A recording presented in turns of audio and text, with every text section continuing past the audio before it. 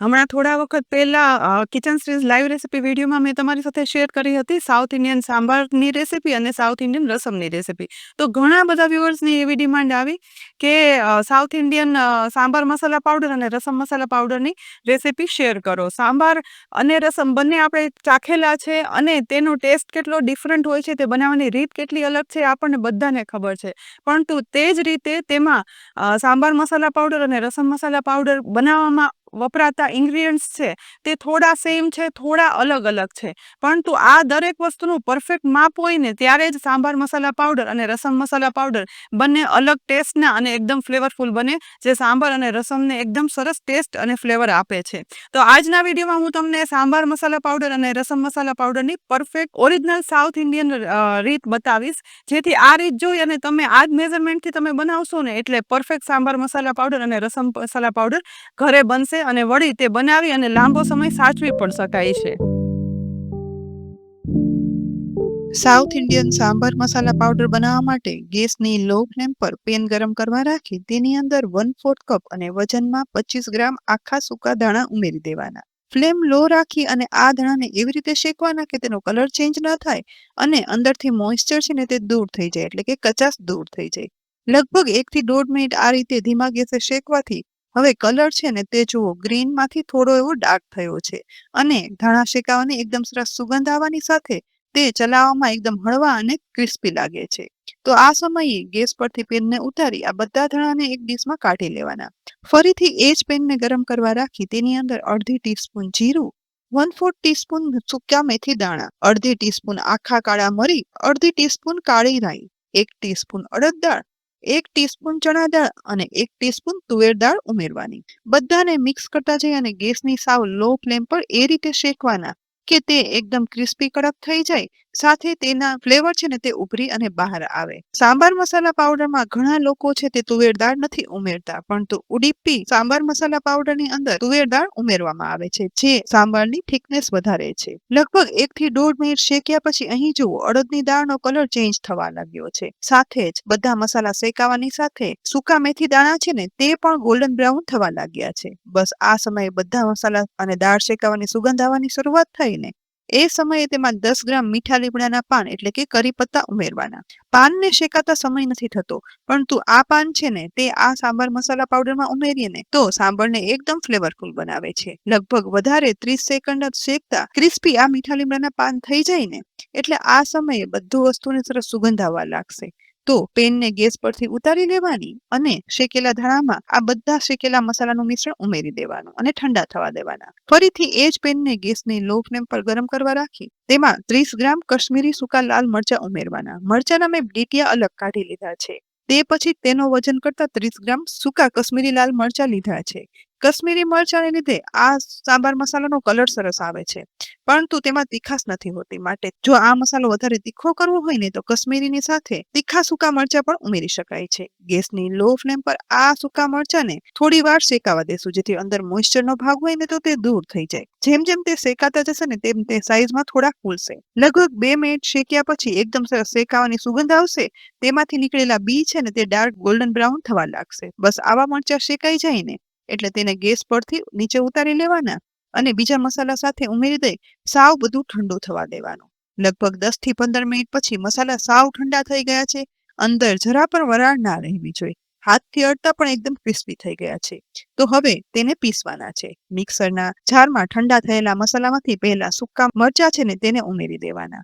એ પછી બાકી શેકેલા બધા મસાલા ધીરે ધીરે કરી મિક્સરના જારમાં ઉમેરી દેવાના છે. બધા મસાલા મિક્સરના જારમાં ઉમેરાઈ જાય ને એ પછી આ સમયે તેમાં ઉમેરવાનો 1/4 ટીસ્પૂન હળદર પાવડર. હવે જારનું ઢાંકણ ઢાંકી બધું એકદમ સરસ પીસી લેવાનું છે. પીસ્યા પછી ઢાંકણ ખોલતા જ એકદમ સરસ સુગંધ સાથે સાંભાર મસાલા પાવડર તૈયાર થઈ ગયો છે. ઝીણો દળાયેલો આ સાંભાર મસાલા પાવડર એકદમ ફ્લેવરફુલ હોય છે. તેને એરટાઇટ કાચના કન્ટેનરમાં ભરી લેવાનો અને આ રીતે એરટાઇટ તમે કાચના કન્ટેનરમાં ભરી અને રાખી દેશો ને તો નોર્મલ રૂમ ટેમ્પરેચર પર 2 થી 3 મહિના અને ફ્રીજમાં 1 વર્ષ સુધી તેને સાચવી શકાય. તેની ફ્લેવર અને સ્વાદ એવો સરસ જળવાઈ રહે છે. આ માપથી બનાવેલો સાંભાર મસાલા પાવડર છે ને તેનો ઉપયોગ કઈ રીતે કરવું ને એ પણ કહું. તો 2 જણા માટે સાંભાર બનાવવો હોય ને તો 1 ચમચી આ સાંભાર મસાલા પાવડર ઉમેરવાનો. જેથી એકદમ ઓરિજિનલ સાઉથ ઇન્ડિયન ફ્લેવરનો અને સ્વાદનો સાંભાર બની અને તૈયાર થશે. અને આ જ માપ પ્રમાણે તમે સાંભાર મસાલા પાવડર બનાવશો ને તો તે 40 માણસ માટે સાંભાર બનાવવો હોય ને તો પરફેક્ટ માપ છે. તો છે ને સાંભાર મસાલા પાવડર બનાવવાની એકદમ સહેલી રીત. હવે આપણે બનાવીએ રસમ મસાલા પાવડર. રસમ છે ને એ સાંભળથી બિલકુલ અલગ છે. સાઉથ ઇન્ડિયામાં અલગ અલગ પ્રકારના રસમ, જેમ કે લીંબુમાંથી બનતો રસમ છે, ટમેટો રસમ છે, સરગવાનો રસમ છે, દાળનો રસમ, એમ અનેક પ્રકારના રસમ બનાવવામાં આવે છે. અને રસમ છે ને એ એકદમ થોડો પતલો હોય છે. તેની સાથે એકદમ તીખો, ટેંગી, ચટપટો ટેસ્ટ હોય છે. ઇન્સ્ટન્ટ એનર્જી આપવાનું સૂપ જેવું કામ કરે છે. અને તેમાં તેનું ખાસ મહત્વ છે રસમ મસાલા પાવડરનું. તો આજે પરફેક્ટ માપથી હવે આપણે રસમ મસાલા પાવડર પણ બનાવી લઈએ. હવે રસમ મસાલા પાવડર બનાવવા માટે ગેસની લો ફ્લેમ પર ગરમ થતી પેનમાં વજનમાં 25 ગ્રામ અને 1/4 કપ આખા સૂકા ધાણા ઉમેરી દેવાના. તેને પણ ફ્લેમ લો રાખી એવી રીતે શેકવાના કે તેમાંથી મોઇસ્ચર દૂર થઈ જાય, ક્રિસ્પી કડક થઈ તેની ફ્લેવર બહાર આવે. 2 મિનિટ શેકાતા ગોલ્ડન બ્રાઉન શેકાયેલા ધાણાની સુગંધ સરસ આવવા લાગે છે તો પેનને ગેસ પરથી ઉતારી લઈ અને એક ડીશમાં આ શેકેલા ધાણા કાઢી લેવાના. ફરીથી એ જ પેનને ગેસની લો ફ્લેમ પર ગરમ કરવા રાખી 1 ટીસ્પૂન જીરું સાથે 1/4 ટીસ્પૂન સૂકા મેથી દાણા, અડધી ટીસ્પૂન આખા કાળા મરી ઉમેરી અને ગેસની લો ફ્લેમ પર શેકવાનું. સાંભાર મસાલા પાવડર અને રસમ મસાલા પાવડરમાં જે ડિફરન્સ હોય ને તે તમને અહીં ખ્યાલ આવી જ જશે. રસમ છે ને તે પતલી કન્સિસ્ટન્સી હોય છે, માટે આ રસમ મસાલા પાવડર બનાવવામાં ક્યાંય પણ એકેય પ્રકારના દાળનો ઉપયોગ નથી થતો.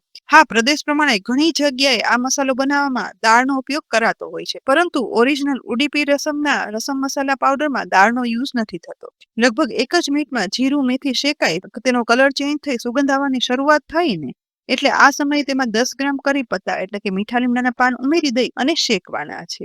વધારે અડધી મિનિટમાં જ આ કરી પત્તા શેકાઈ ક્રિસ્પી થઈ જશે ને એટલે તેને ગેસ પરથી નીચે ઉતારી શેકેલા મસાલાને શેકેલા ધાણા સાથે ઉમેરી દઈ અને ઠંડા થવા દેવાના. ફરીથી એ પેનને ગેસની લો ફ્લેમ પર ગરમ કરવા રાખ. તેમાં 25 ગ્રામ ધાણા સામે 30 ગ્રામ કશ્મીરી સૂકા લાલ મરચા ઉમેરશું. અહીં આ મરચાના પણ મેં ડીટીયા કાઢી લીધા છે. આ મરચાને પણ ધીમે ગેસે શેકવાના, જેથી તે ધીમે ધીમે શેકાતા 1.5 મિનિટ જેવો સમય થશે ને એટલે મરચા શેકાઈ થોડા એવા ફૂલી જશે.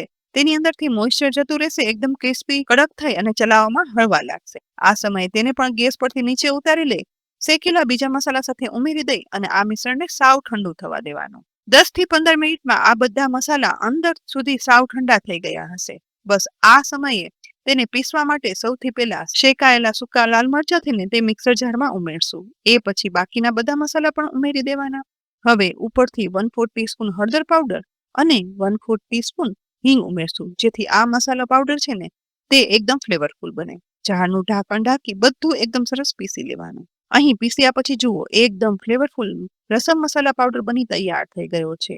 ખાસ તીખો અને ટેંગી ફ્લેવર આપતો આ રસમ મસાલા પાવડર છે ને તે રસમને ઠીક નથી બનાવતો.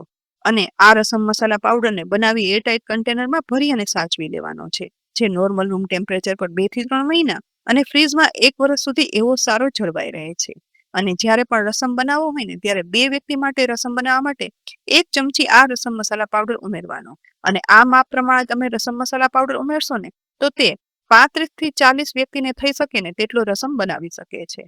અને તે પણ ઓરિજિનલ એકદમ સરસ પરફેક્ટ ફ્લેવરનો. તો આજના વિડીયોમાં મેં તમને સાઉથ ઇન્ડિયન સાંભાર મસાલા પાવડર અને રસમ મસાલા પાવડરની ઓરિજિનલ રેસીપી બતાવી. તમને આ રીત કેવી લાગી અને તમારે હવે કયા વિડીયો જોવા છે, એટલે કે કઈ રેસીપી વિશે તમે જાણવા માંગો છો અથવા જોવા માંગો છો, ચોક્કસથી કોમેન્ટ બોક્સમાં લખીને કહેજો. કિચન સિરીઝમાં હંમેશા તમારી ડિમાન્ડ પ્રમાણેની રેસીપી લેવામાં આવે છે.